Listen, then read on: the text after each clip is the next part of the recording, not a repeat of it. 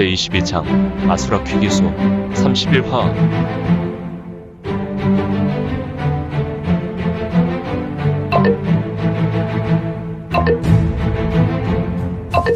구독과 좋아요, 알림 설정 부탁드립니다.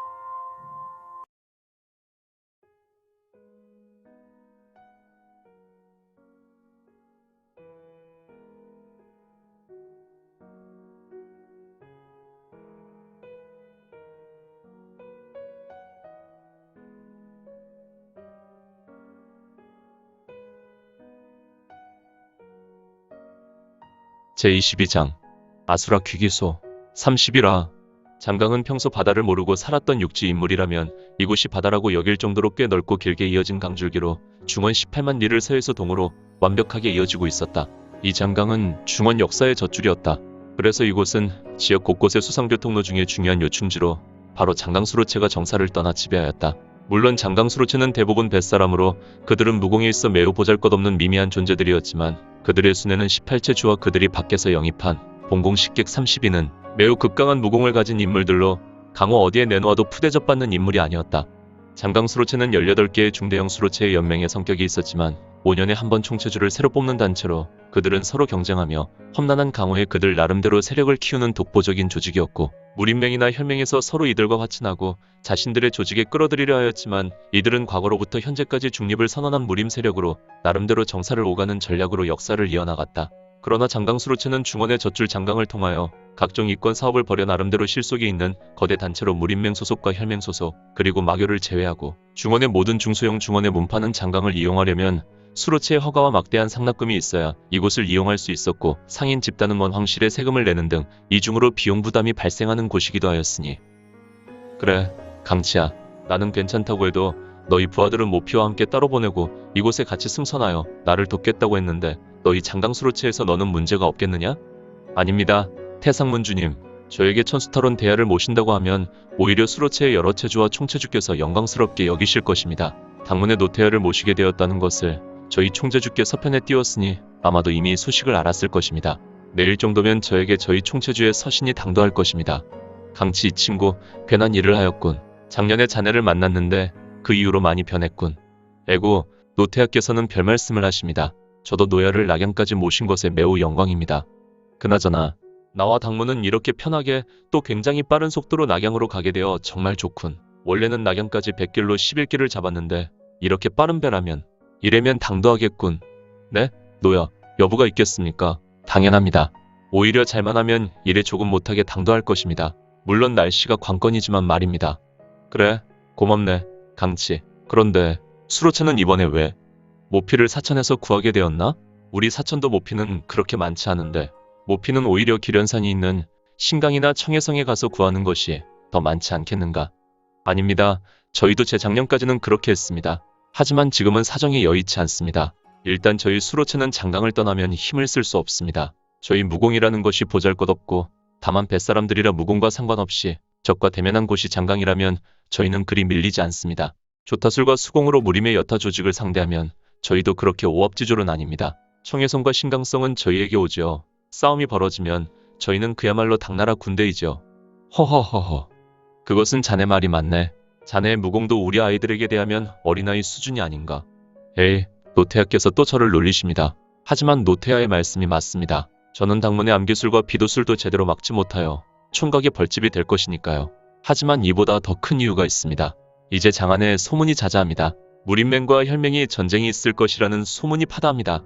이제 이 소문은 어중이 떠중이 모두 다 알고 있는 내용입니다. 저희 장강수로체 식구들은 전시에는 장강에서 멀리 떨어질 수 없는 내교가 있습니다.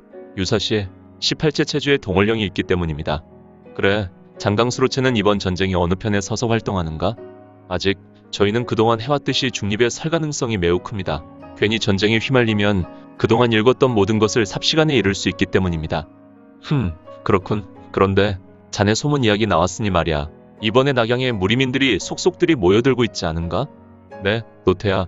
사실 저도 궁금한 것이 있어서 노태하께 감히 묻겠습니다. 혹시 상승산청문의 보물을 얻고자 낙양으로 가시는 길은 아닌지요? 뭐 구태여 숨길 필요는 없지. 그렇게 생각해도 무방하지. 네, 그렇군요. 낙양은 아주 무림인들로 인산이네입니다. 용문석굴 근처 마을의 중원에 무리민이 엄청나게 몰려와 있습니다.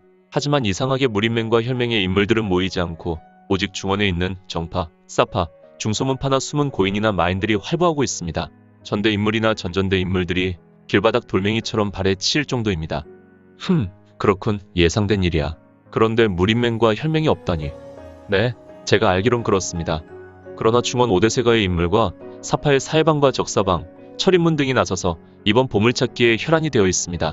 저는 지난 열흘 전 이곳 사천을 오기 전에 팽가주에게 밑보여 오오단문도의 단칼에 수급이 베일 뻔했습니다. 허허허허. 팽여문에게 말인가? 네, 그렇습니다. 그 녀석은 나이도 나보다 2살 어린 것이 아직도 은퇴하지 않고 팽가의 노가주를 하고 있으니 내 친구 형들은 원로원에서 생활하는 것으로 알고 있는데 말이야. 두이는 잘 있는지 모르겠군. 중원의 어른이 칠칠 참키는 성가판에 나와서 당문의 당춘원과 강치라는 수로체의 인물은 여러 이야기를 나누고 있었고 시원한 강바람은 선선하게 불어오고 있었다. 여름이 지나 완연한 가을이기 때문에 강바람은 제법 춥게 느낄 정도였지만 기본 체력이 있는 무인에게는 이런 바람은 그저 시원하게 여길 뿐이었다. 그리고 한쪽 배 후미에서 담수하고 있는 젊은 남녀가 있었으니 그들은 누가 봐도 하늘에서 내려온 선남선녀가 분명하리라. 건공자님. 강바람이 제법 불어오네요. 강바람을 저는 처음 경험하네요. 물론 배도 처음 타보고요. 아, 그런가?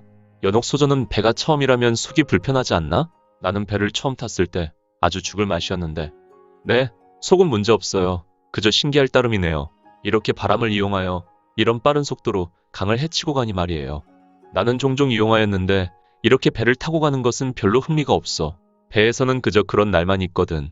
그리고 지금처럼 이 큰 배에 우리 일행만 있고 식당에 숙소와 조타수 선원 선장 합해도 5이니 저기 태상문 주께 딸랑이가 하나 있지. 딸랑이라니요? 그렇지, 딸랑이. 그런데 딸랑이를 모르나?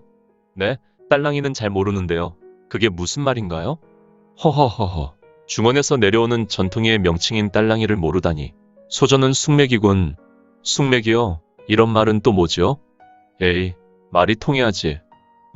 딸랑이는 높은 사람이나 권력이 있는 사람에게 딸랑딸랑하며 아부하는 사람을 딸랑이라고 해. 그리고 숙맥은 세상 물정 모르는 순수한 사람을 숙맥이라고 하지. 하지만 저는 세상 물정을 모르지는 않아요. 이건 소저가 순수하다는 것을 말하는 것이지 절대 무시해서 말하는 것은 아니라고. 그래도 기분은 별로 좋지 않네요. 그리고 저는 공자께 항상 경어를 쓰는데 공자께서는 저를 항상 하대를 하네요. 역시 여자는 불편한 존재야. 이공과 당연옥은 오후에 햇살이 가득한 장강의 쾌속정에서 청춘 10사의 담소를 나누고 있었고 또한 두 남녀의 마음과는 다르게 하늘의 태양빛은 더욱 강렬하게 장렬하였으며 쾌속정은 오직 목적지를 향해 나아가고 있었으니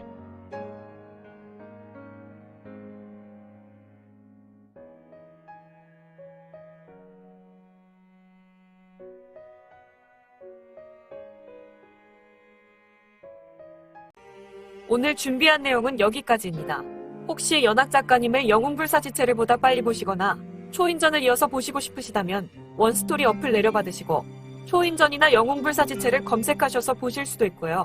추후 영웅불사지체 일부 재국의 후에는 원스토리와 리디북스에서 단행본으로도 보실 수 있습니다.